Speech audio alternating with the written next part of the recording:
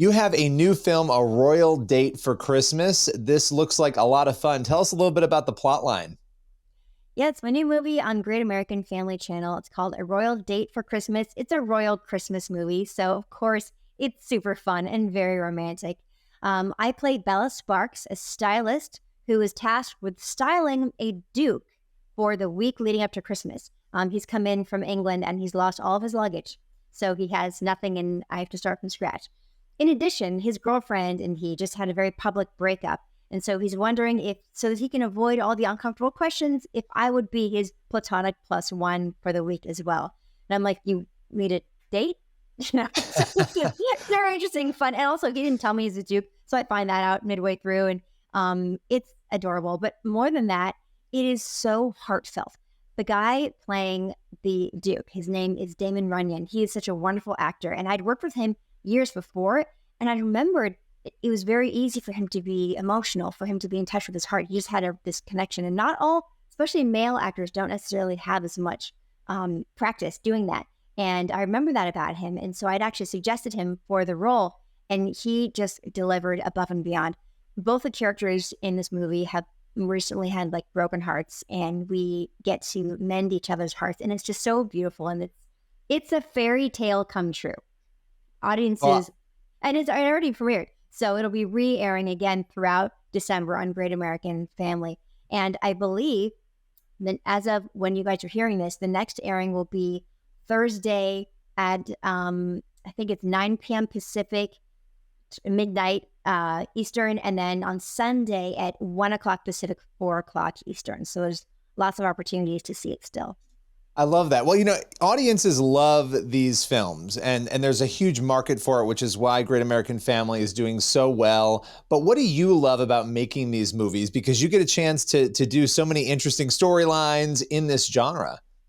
Yes, I know. And I love them all. I mean, the royal ones are something kind of fun about that. I've gotten to do some dancing in some of these movies because I've got a love of ballroom dance from back when I was on Dancing with the Stars. But mostly, and I have to say, Christmas movies in general, I adore making them because it's the twinkle lights, it's the decorations, and then they're going to be putting this wonderful Christmas music on top of it. And there's just that extra something special about and magical about Christmas movies.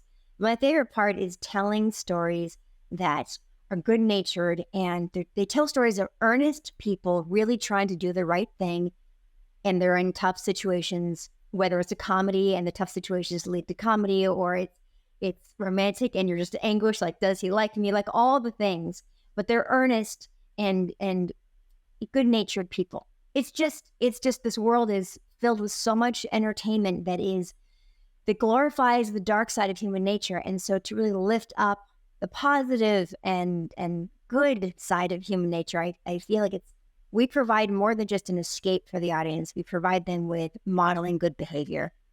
Yeah, well, I have to ask you this because you've been in Hollywood for a long time, starting as a young person all the way through adulthood, continuing a very successful career.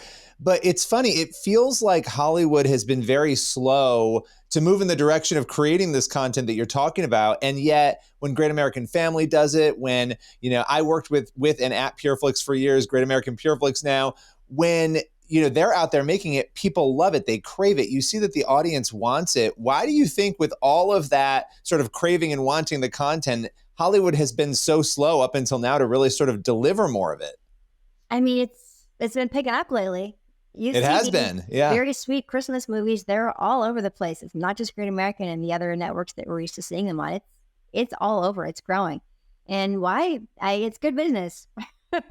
More people watching. So so everybody, no matter what their intentions are, everyone wants to make money, right? So great. Okay, let's do more of these movies. So they're jumping on the bandwagon. But I have to say, Bill Abbott, he started this first at Hallmark and now Great American Family. He knows this genre inside and out. And so there can be many movies like it. And there's, I'm sure, plenty of good versions of them. But I am so proud to be working with Bill on these movies because I really feel like he's the genesis of it. Yeah, he's leading the charge, and you guys are leading the charge in it, and it's incredible to watch. One of the things about you and your story, and you've been asked a lot about this the last year and a half or so, you talking about your faith and being really open about that.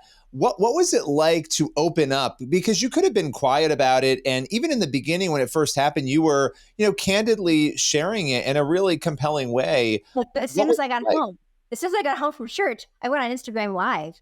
Yeah, no, I feel so blessed. And I don't even, people have said, oh, you're so bold. It doesn't feel like bold. It doesn't feel like it requires courage or anything. It's so, like, when you experience something that is so beautiful and so wonderful and so life changing, you want everyone to feel that. There's Yeah. no, and my preconceived notions of Christianity before I know, and for people who haven't heard me tell my story, I saw the Passion Play on Palm Sunday last year, so it was April 10th of 2022, and it just hit me. Everything hit me. The Holy Spirit came to me. That's what my dad says happened. But it was like a wave of love and understanding hit me, that this desire that I've always had to try to do the right thing just because it's the right thing, and even when no one's watching, like, where does that come from? Where does that get rewarded? I guess, is it, for lack of a better term. Now that sounds wrong, but you know what I mean. There's been something in me, and I've had a sense of God in some shape or form, but my ideas of Christianity had been so colored by all the negative stuff you hear in the news. That's true. I mean, look, humans will corrupt anything they get their hand. Anything powerful is going to be corrupted. And I had really only seen all that stuff. I mean, that's what I thought, oh, well, and Christians are all like judgmental about other people, and they're and they cause wars and the Inquisition and like for thousands of years. So and that had clouded my vision, and I just didn't get to see, oh, wait a minute. At its core, this is the most miraculous, amazing, incredible gift in the whole wide world. And I just want people to feel that they are not alone, that there's love for you at any time. And it's such a gift. It's such a gift. And I'm not eloquent about it yet, as you can well tell. You are. No, you are. No.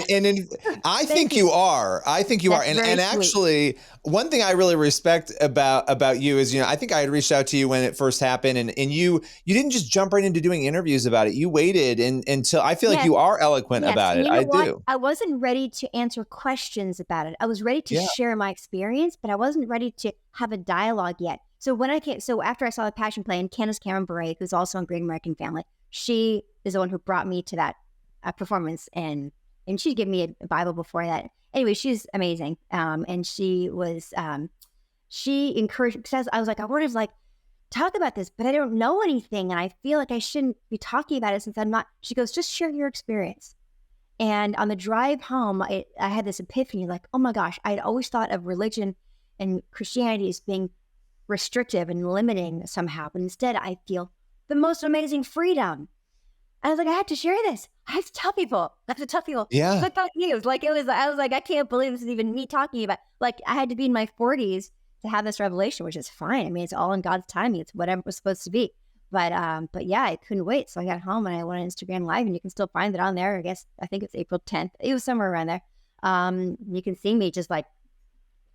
Yeah. Well, I so respected that, though. I so respected your approach to it, sharing your experience and, waiting to answer those questions. And you saying you're not eloquent, I want to correct you again, because I think you are. I think what you have said is really, beautiful here about this experience. And, we have a culture and a world that I think probably has, sold a lot of lies to people, and they haven't seen that truth, and experiencing it and being able to tell people about that love the way that you have is amazing. And so, I mean, you've kind of said it, but I want to ask you, because, just hearing you talk about this, how has this changed your life when you think about you before that April performance that you went to view, and you now? What is different? Yeah. I remember Candace saying, she goes, life still is going to happen. Like, you're not going to be happy every day. I'm like, no, I understand. What it has done, things still happen, but they say pain is inevitable, suffering is optional. You heard that? Yep. One of my favorite expressions. And that's the difference. I find that bad things still happen, but I have a different way of dealing with them that takes away that optional suffering part to a large extent. All I have to do is remember. It's like, oh wait, that's right. I'm not alone. Oh wait, that's right. There's a higher thing going on here where I don't have to figure everything out. That's not my burden. I get to turn it over to God. I have a partner.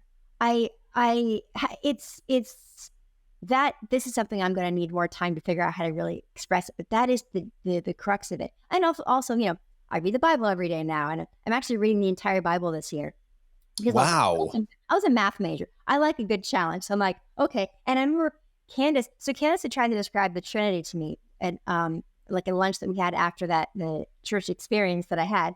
And she's like, well, and then she was on a podcast talking about how she had been telling me about the Trinity. She didn't name who she was talking about, but I knew she was talking about me. She's like, how do I explain this to her? She hasn't even read the Bible yet. And I was like, she's right. I haven't read the Bible. What do I do? So that was near the end of last, it was around this time last year that I heard her say that. And then there's a thing called the Bible recap. And so they start January 1st and it tells you what to read. I'm sure there are plenty of these, but this is just the one that I found. It tells you what to read every day and it's in chronological order. And then you listen to like a 7-minute recap. And I'm a very busy person. So oftentimes, not always, but oftentimes I listen to the Bible on an app. And it is the most comforting. I found this one where the guy's voice is just really comforting. I've heard James Earl Jones has one. I mean, I'm sure there's a gazillion of them out there. But I just love it so much. It's part of my morning routine. And sometimes I can't, I have to skip a couple of days. And then I get to like do more like binging, like binge watching a show. And I love that. I actually really like, I got 3 in the queue and I get to like just really absorb it more. And I'm going to do it again next year. But yeah, I'm on track to finish December 31st. And I will have read. Incredible. So has changed, but that's not the profound way. The profound and the reason I'm reading the Bible is because I just want to like know, like, okay, well, let me get the details now. And I remember when I fell in love with my husband, and it was like love at first sight. It was overwhelming. And I remember it was like our 4th date and we were holding hands and I looked down at his hand and I thought, I don't know what his hand looks like really yet. Like what does the hand look like of this man who I'm in love with? And that's kind of how I feel about reading the Bible. It's like, okay, well, let me know everything now. I feel it, I know it, but I want to like fill in the gaps and also to understand and to be able to have these kind of conversations with other Christians, other believers, and have a common point of reference and just to understand some of the nuances. But one of the things that I was the most encouraged by was learning that, and I learned this through The Chosen of all things, the great TV show, that Jesus was anti-religion, really. He said, you don't need all these rituals. You don't need the sacrifices. You don't need to go to a place in particular or talk through a particular rabbi or holy person of any kind. You don't need that. You have a relationship with God through me. And it's like, it's not about religion, it's about relationship. That was huge for me and really helped to lift any final burdens that I felt by what my ideas of Christianity is. That I don't even like to say, I mean, I do say Christians, but I like to say believers instead, because somehow, but that's the things I have attached to the words, which is personally really matters. No, I like that. I like that term too. I tend to use that. And, look, I grew up in the church. So I've been a Christian my whole life, but it wasn't until this year that I did the Bible in a year. I've read the Bible, probably all of it, but not chronologically. And it opens your eyes to so much. So I commend you because you're a year and a half in and I'm just doing it now. And I'm on track to finish it too. And it blows your mind though, when you see all the connections to it. And it's just incredible. I really appreciate you sharing your journey openly. Is it bold? Absolutely. But I think beyond that, it's just incredible to see somebody sort of come into it and so openly and eloquently share it. And I just appreciate you taking the time today to join us. I really do. My pleasure. My pleasure. No, now you can't get me to stop talking about it. So, no, I love it. I want to have you back to do a part 2. I'm like, you got to come back. And once I read the Bible twice through also, I feel like I'm going to have a better, because like you say, you're making all these connections. I'm not. I'm getting it for the first time. So I'm looking forward to going back and being like, oh, and then getting to make those connections. So I love that. Well, I love that. And I want to actually talk to you after you finish it the first time. Like once it's done in a few weeks, I would love to hear your reflections on that. No, that's the thing with it. I feel like I'm just absorbing it. I'll let you know. I'll let you know if I feel like I have something to add. I love that. All right. Well, through it. Well, and in the meantime, you're contributing great entertainment as well. The film is a royal date for Christmas. So appreciated our time together today. Thank you. Thank you. And everyone, if you want to find me on Instagram, I'm just Danica McKellar.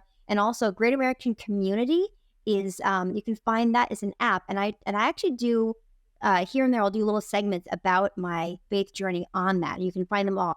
I think it's greatamericancommunity.com, or then the app, you just search for GA Community, and you can find my videos. I've done all sorts of them about little moments, this little Bible story, this little thing, like what revelation I had. I do all that stuff on Great American Community. Well, I love it. So appreciate your time today. Thank you. Thank you so much.